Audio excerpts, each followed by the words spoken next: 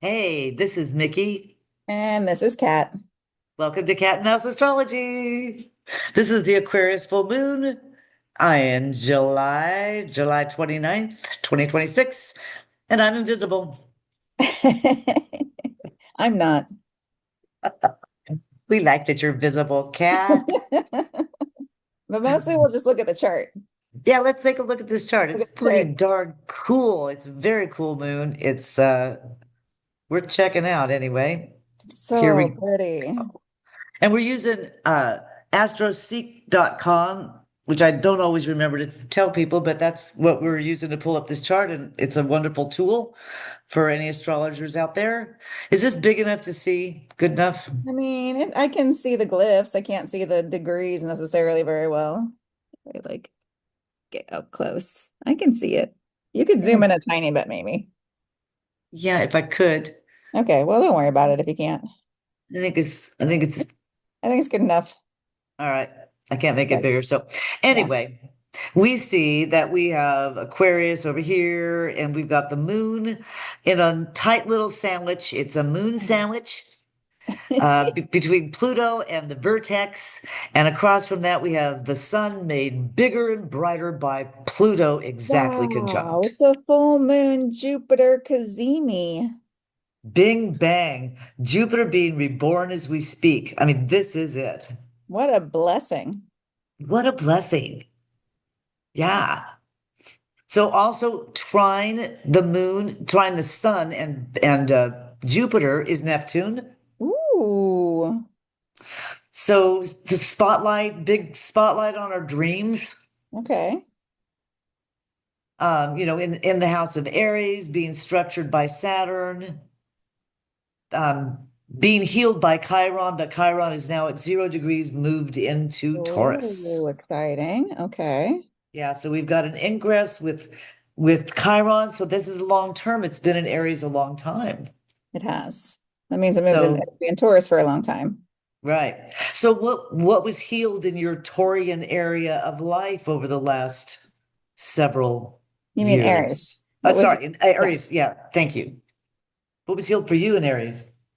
As with being Aries rising, I think maybe I'm just like even that much more comfortable being my authentic self. Ooh, that's a good way of putting it. Yeah. For me, being Aries being the opposite sign of me, it's other people and other relationships with the other.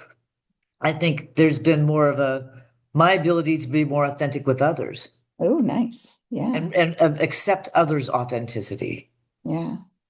So it's kind of cool. So check out where Aries is for you in your chart and think about how Chiron has altered, and Yeah. healed something there, maybe brought it to the forefront for you to take a look at. Right, right. And then think about like what's Taurus is in your chart. What's that going to change Exactly. in time frame? Where's that Right. healing happening? Because now we move from fire, Chiron moves from fire into earth, right? So we get a whole different feel of the thing.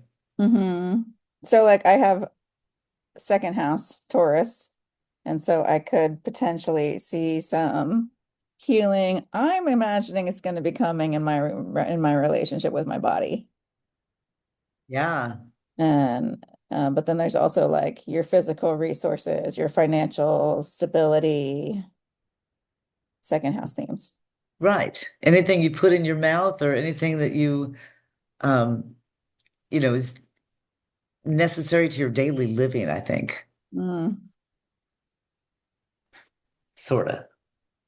But for me, then the Taurus is in my eighth house. So it's entering a healing of, how I interact with other people's money hmm or other people's resources, or I guess, how other people feed me. hmm Right?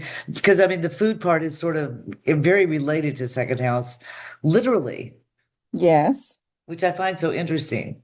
Well, nourishment. There's lots of ways to be nourished. Yeah, exactly. So notice we've also got a square with Venus and Mars. Oh, right. I heard about that. Yeah. And so, Mars has been coming in here, dutying up providing energy to Gemini.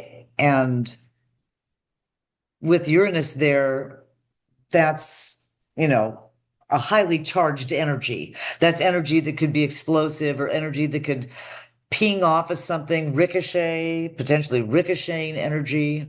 Hmm. So, you know, the square with Venus becomes a little tricky there, but Venus is in a very, you know, in the sign of Mercury, Venus is like, we can deal, you know, be logical about it, um, take it a step at a time. So I think the square is maybe more manageable, you know, with it being in Virgo than it would be, say, if it were in Pisces and we're more Yeah. emotional. Yeah. So now I was interested. You know, we've got the vertex, which is fated encounters, turning points, maybe a sense of deja vu. And Ah. we've got Pluto, which is that, you know, the deep, dark, up from beneath, the volcanic, the evolutionary.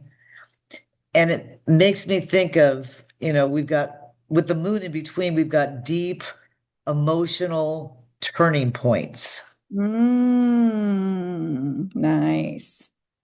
And in the house of the people, this isn't just individual. Yes. This is deep emotional turning points for us as a people, or you know, for people in general, for society, right? Yes. Then opposite that, we've got bigger life purpose. Or what, and Mm. what, how else would we interpret the sun? The spotlight, um, a benefic spotlight. Yeah. I think of it as like, well, what did you come here to do? Right. Like, what is your mission here? That's like for you specifically, Exactly. not a generational thing, a you thing. Right. Right. And in the sign of Leo, it's really emphasized. It's at Right. home. It's alive. And Jupiter's much happier here too. And again, Jupiter being reborn in this light. Mm-hmm.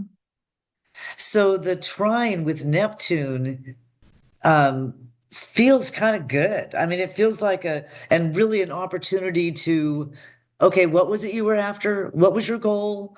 How did you get sidetracked and how do you get back on it? Mm-hmm. And that's where the turning point may come in. And there's a trine with Uranus. Right. And then, of course, then we have that higher hum. Oh, Mm-hmm. right. Oh, yeah. There's the sextile with the Sun, Jupiter, and the Uranus. Yeah. Oh, I just saw that. Yeah, this the moon, the full moon and Uranus are in trine. Right. Because of course Well, the we've got sun and this. Jupiter are in trine with Neptune. That's just so fun. Right. We still have the basket essentially, right? We still have the Right. basket with all these 4 points, Right. um, brightly holding something. Maybe your Yeah. dreams. Maybe your dreams are held in this basket.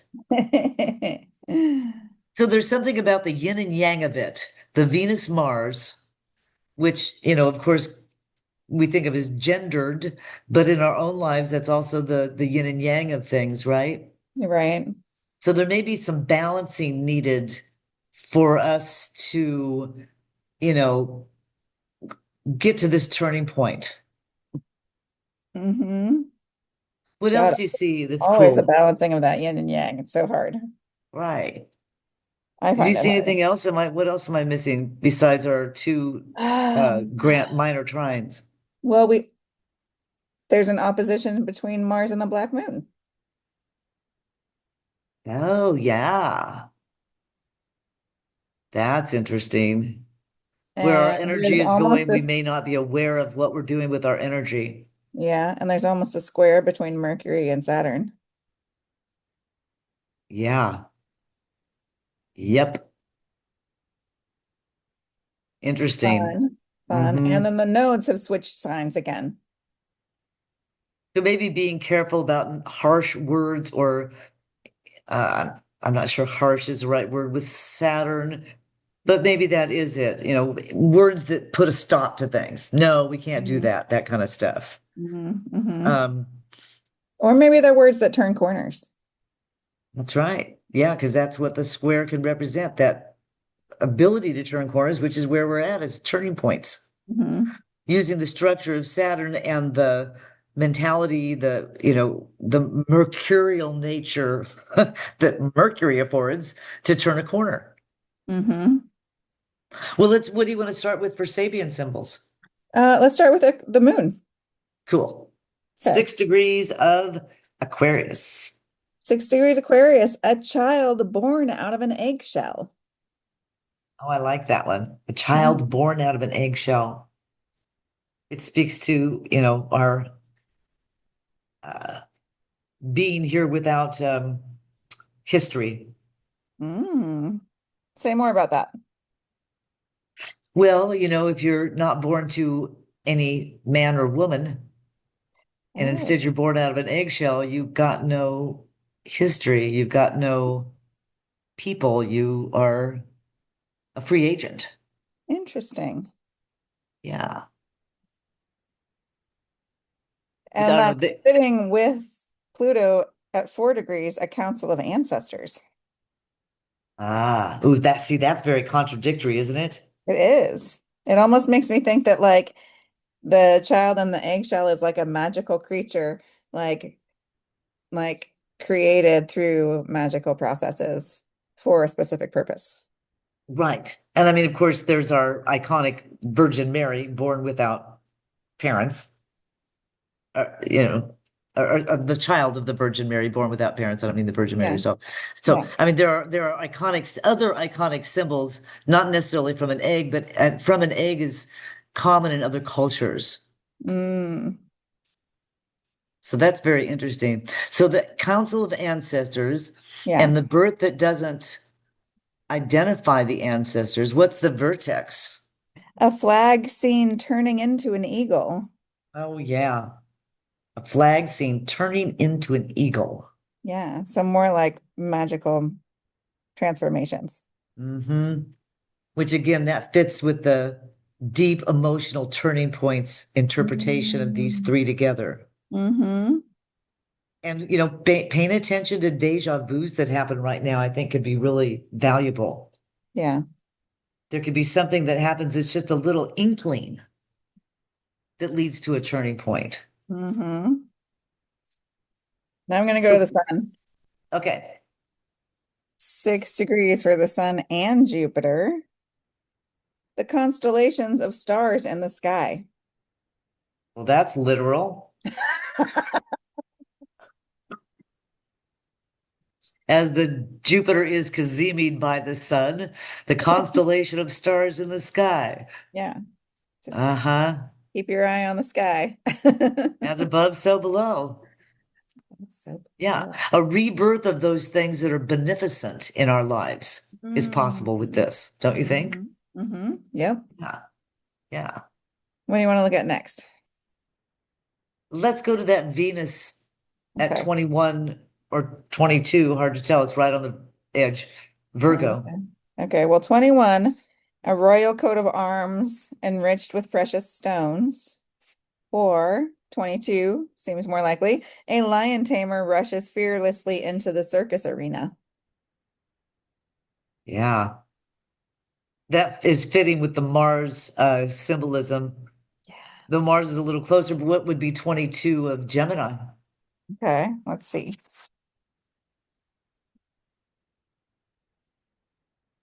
Three fledglings in a nest high in a tree. Or we go back to 21. Dancing couples crowd the barn in a harvest festival. That seems kind of accurate. Yeah. Interesting symbology there. It's hard to interpret.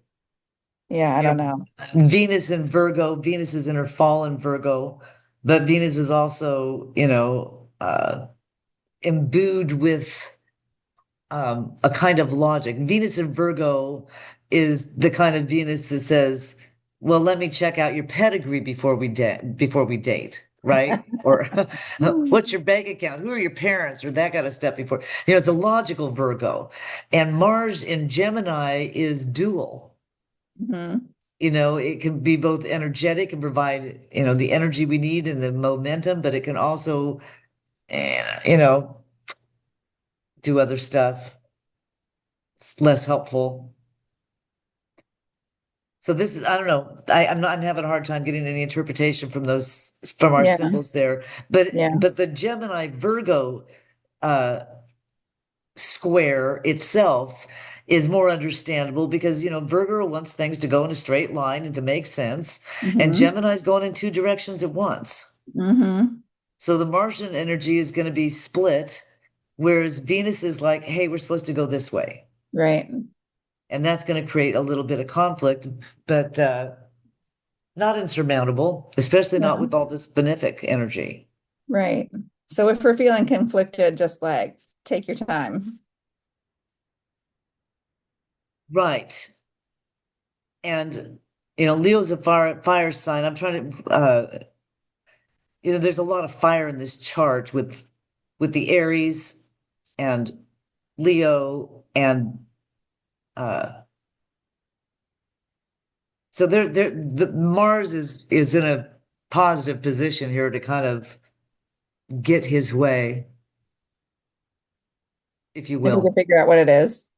Right, if he can figure out, or if this energy can determine what it wants, it's weighted in its favor. Right. Yeah, Let's see what the black moon has to say. Opposite. yeah. 26 Sagittarius. More like 25 though. 25 Sagittarius. Yeah. Okay. A flag bearer in a battle. Two flags. Two flags. A flag bearer Hmm. in a bottle? In a battle. Oh, in a battle. Oh, bad place to be a flag bearer. Yeah. That's like being the little drummer boy, surrounded by fighting and going, I'm just trying to drum my drum. Right.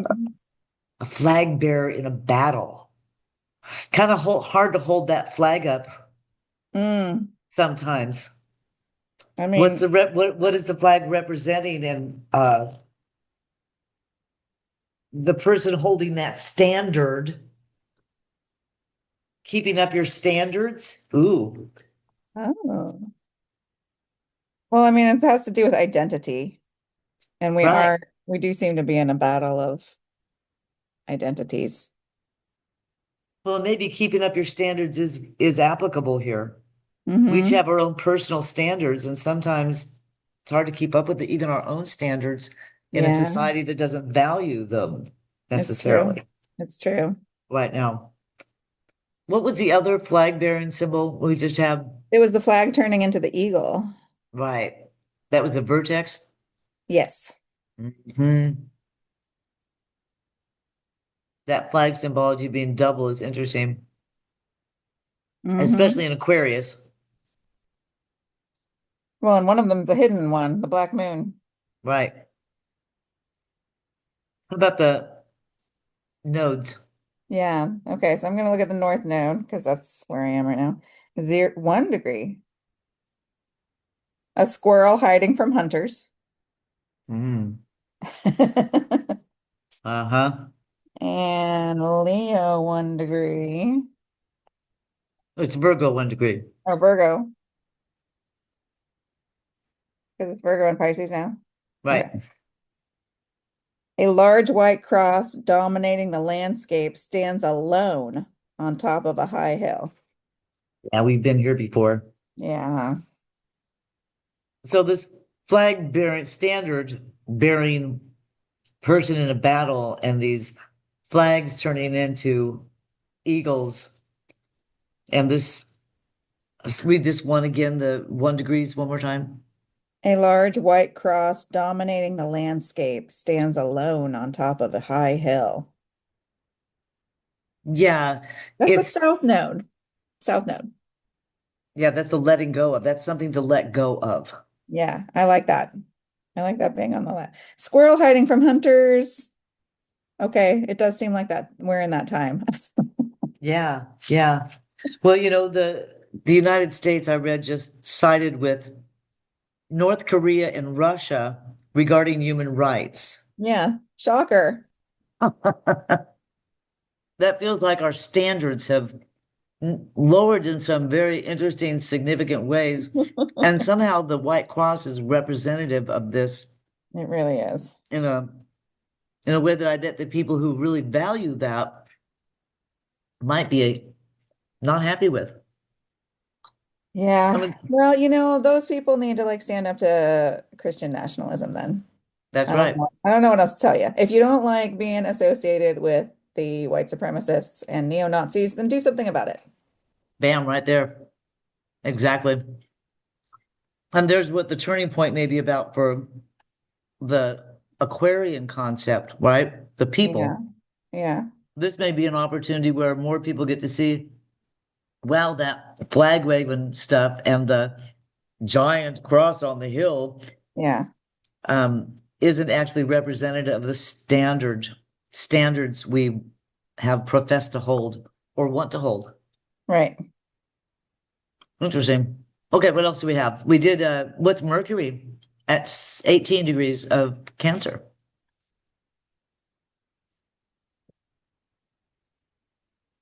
A priest performing a marriage ceremony. Hmm. Interesting. Yeah. And we just had, Jupiter's just moved out of Cancer. Mm-hmm. The marriage ceremony of Jupiter and the sun. And the sun. Right? Because Mercury will move fast. It won't stay there long. Right. Yeah. I mean, Mercury's our herald, and it's telling us about some important union. Mm-hmm. This feels like an important union. I think that, the rebirth of Jupiter in Leo every 12 years, Mm-hmm. I think is kind of a big deal. It is kind of a big deal. People are talking like this is a big deal moon. Well, it feels like a big deal. It feels like a herald of something positive that maybe hasn't yet overcome um, you know, a reaffirmation of those standards that haven't been met. Right. Could be It's like coming, maybe a future wishes. a 12 years cycle plus an 18-month cycle plus I don't remember how long Chiron is in something, 7-year cycle. Right, All exactly. starting over again this full moon. Yeah, and that makes a lot of sense given the Uranus cycle, which says we really won't be out of this trying time until 2033, 2032, 2033. Right, right. So, yeah, some long-term stuff here. So Yeah. we haven't done the 5 degrees of Gemini, and that's where Uranus is. Oh, Uranus. 5 Gemini. Workmen drilling for oil. That's so fitting in its trine with Pluto. Yeah. And and Pluto was the It was the Council of Ancestors still. Council of Ancestors. Hmm. Uh-huh. So Uranus is drilling into our um, shared knowledge, Yeah, ancestral shared knowledge. the reservoir from the deep. Yeah. So, and there's a lot there. There's a There lot is there in that there. deep that can really do good things to help us. And we see the two minor trines. Yeah. This is a big evolutionary hum. I Yeah. like those. Talk to your ancestors, y'all. Right. Time for a little ancestor conference. For real. Pretty sure they're in charge. Now, did you do Chiron at No, one at one degree Taurus. Taurus? Yeah. Okay. An electrical storm. Oh, that's interesting. Hmm. It feels so fitting because we've just talked about Jupiter. And it is at that, midway point between Jupiter and Neptune, Oh, yeah. which a lot of astrologers are talking about how that midway point is an emphasis point. Interesting. Uh-huh. What about 15 degrees of Aries with Saturn? Brownies dancing in the setting sun. Oh, I love that one. Oh, that's my favorite. Yeah. And Saturn's going back again towards Neptune. Neptune is also going back. They're both in retrograde.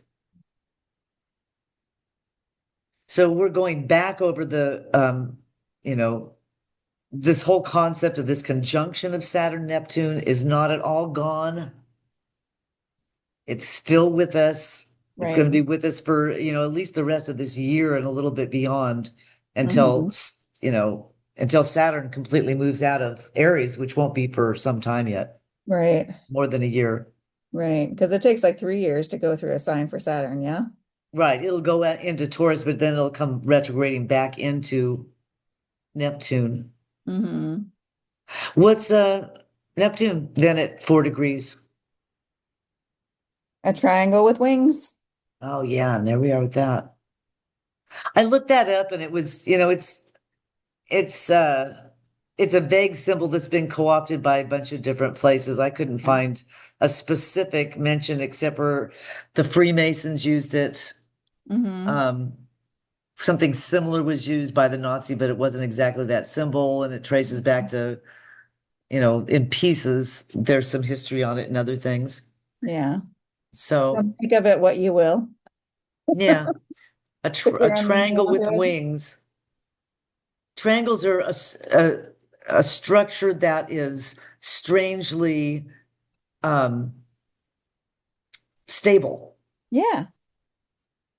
And so having a structure that's stable to be able to fly, that's cool. Hmm.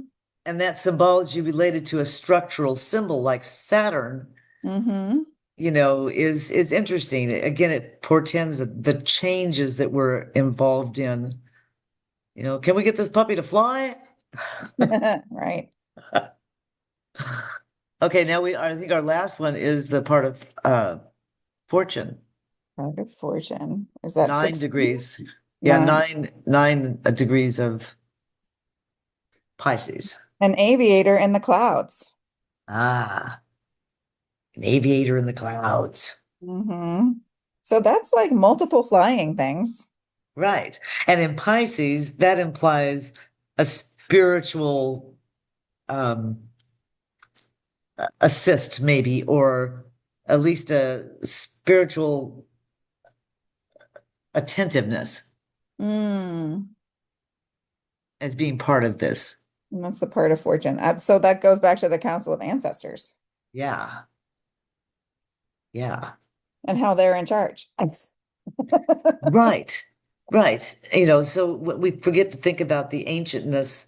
Everything feels so modern and idiocracy, and Mm. yet underlying things is still, a hum of uh maybe this Uranus, Neptune, Pluto hum with the Sun, Jupiter involved, and Uranus. This hum that we're feeling of these outer planets feels like it is creating a web, a basket that's Hmm. helping to hold knowledge, resources, um, things of value, things of standard Mm.